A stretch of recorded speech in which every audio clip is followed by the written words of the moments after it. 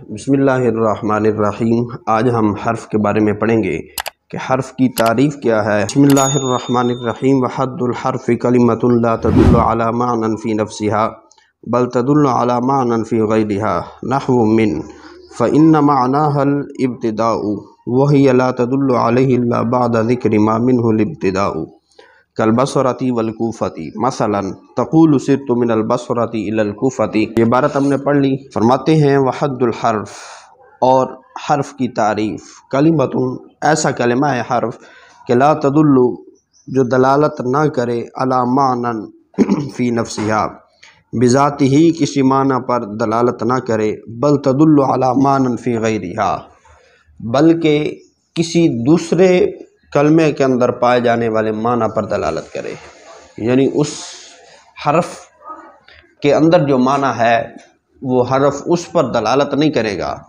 جب تک وہ کسی دوسرے کلمے سے مل نہ جائے، ٹھیک ہے، تبھی اس کی دلالت ہوگی۔ نحو من، جیسا کہ من ہے، اس کا معنی فإن معناها الابتداء، پس بے شک اس کا معنی یعنی من کا معنی ابتدا ہے۔ اب من جو ہے وہ ابتدا پر دلالت نہیں کرتا۔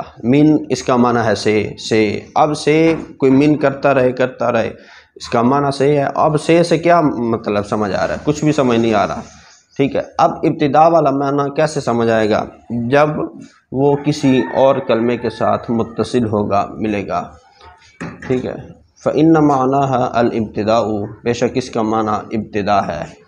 وہی لا تدل علیہ، اور وہ اس پر دلالت نہیں کرتا، ٹھیک ہے، یعنی حرف جو ہے وہ دلالت نہیں کرتا اس ابتدا والے معنی پر، الا بعد ذکر ما منہ الابتداء، مگر اس چیز کو ذکر کرنے کے ساتھ جس کے ساتھ ابتدا ہوتی ہے، ٹھیک ہے، یعنی وہ چیز جس سے ابتدا کرنی ہے وہ چیز ذکر کریں گے تو اس کے بعد جو ہے وہ معنی ہے نا ابتدا والا، وہی اس وقت ہی ظاہر ہوگا۔